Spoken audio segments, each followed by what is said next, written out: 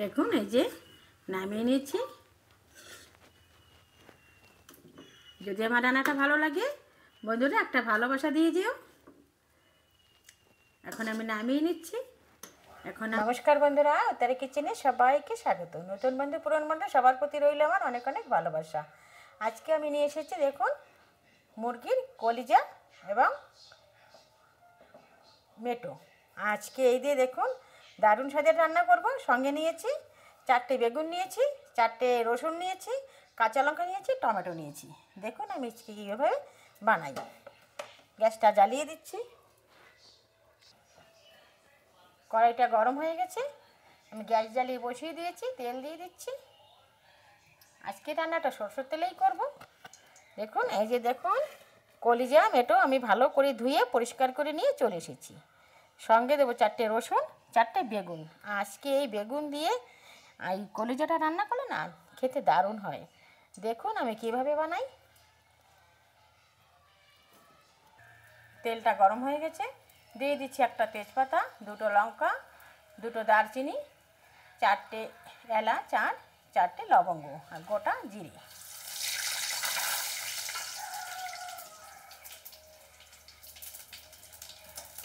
ফোড়নটা একটু নাড়াচাড়া দিয়ে নিচ্ছি।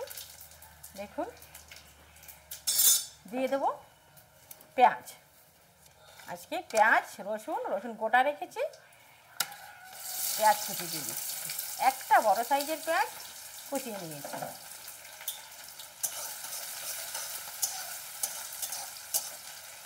যতক্ষণ পেঁয়াজটা ভাজা হচ্ছে আমি বেগুনটা একটু কেটে নিচ্ছি। চাকু দিয়ে এমনিভাবে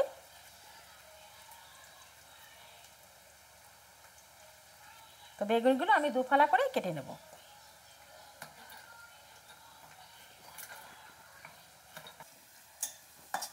রসুন পেঁয়াজ আমি ভালো করে ভেজে নিয়েছি। দিয়ে দিচ্ছি এই যে আদা বাটা আর সামান্য একটু রসুন বাটা।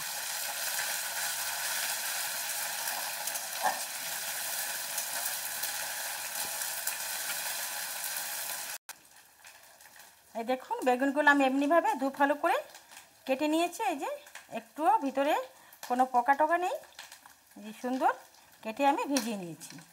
এখন আমি দিয়ে দেবো আর ভিতরে দিয়ে দিচ্ছি 4টে রসুন।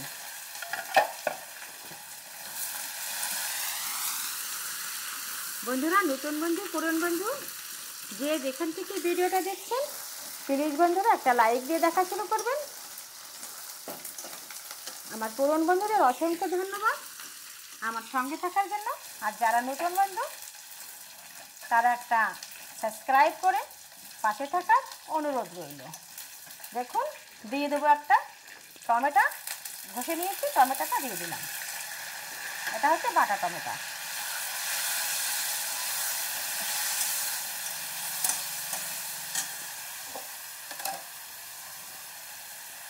দিয়ে দেবো 1/2 চামচ হলুদ গুঁড়ি,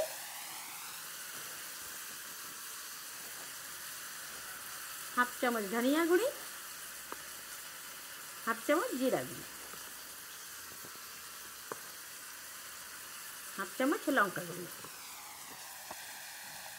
দিয়ে দিচ্ছি স্বাদ মতো লবণ। দিয়ে একটু ভালো করে আমি এখন নাড়াচাড়া করে এটা একটু কষিয়ে নেব। দেখুন স্কিপ করে দেখবেন না, স্কিপ করে দেখবেন বুঝতে পারবেন না যে আজকে আমি এই বেগুন কলিজা কীভাবে রান্না করেছি। তো আমি ভালো করে একটু কষিয়ে নেব। দিয়ে দিচ্ছি একটু গোলমরিচের গুঁড়া, দিয়ে একটু ভালো করে এর সঙ্গে কষিয়ে নেব।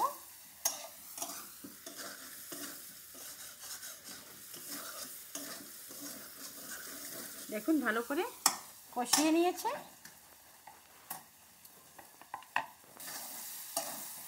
দেখুন মশলাটা সুন্দর কষানো হয়ে গেছে, তেল ছাড়ছে। এখন দিয়ে দেবো কাঁচা পাকা লঙ্কা আর কলিজা মিশে দিয়ে দিচ্ছি সামান্য অল্প একটু জল।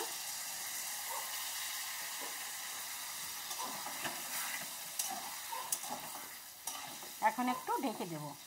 বেগুনগুলো তো সিদ্ধ হতে হবে, রসুনটাও সিদ্ধ হওয়া লাগবে। তো এখন একটু ঢেকে দিচ্ছি। চাপাটা তুলে দিচ্ছি, দেখুন কেমন হয়েছে দেখি। দেখুন সুন্দর বেগুনটা গলে যাচ্ছে একদম।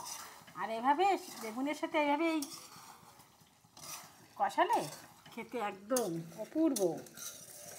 এর সঙ্গে ভাত, রুটি, পরোটা যাই না খাবে না কেন একদম জমে যাবে। তো ভালো করে একটু কষিয়ে নিচ্ছে।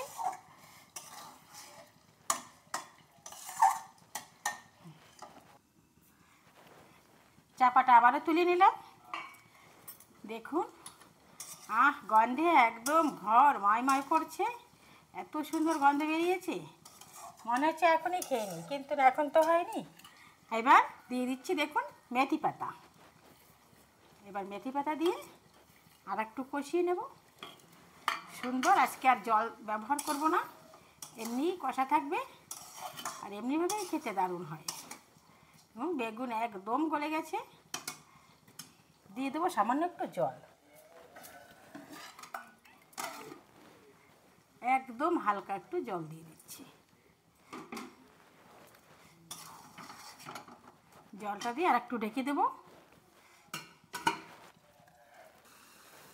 হয়ে গেছে, এখন আমি নামিয়ে নেব। বন্ধুরা আমার এই কলিজা রান্না যদি ভালো লাগে প্লিজ বন্ধুরা একটা লাইক করবেন, বেশি বেশি শেয়ার করবেন, সাবস্ক্রাইব করে পাশে থাকবেন। এখন আমি একটু ঢেকে দিচ্ছি, 5 মিনিট পরে ফিরে আসছি। চাপাটা তুলে নিচ্ছি, ফিরে এসে 5 মিনিট পরে। দেখুন দেখতে কত সুন্দর হয়েছে। এখন আমি আরেকটা পাত্রে নামিয়ে নেব। এখানে আমি নামিয়ে নিচ্ছি। এখন আমি আসি, দেখা হবে পরের ভিডিওতে।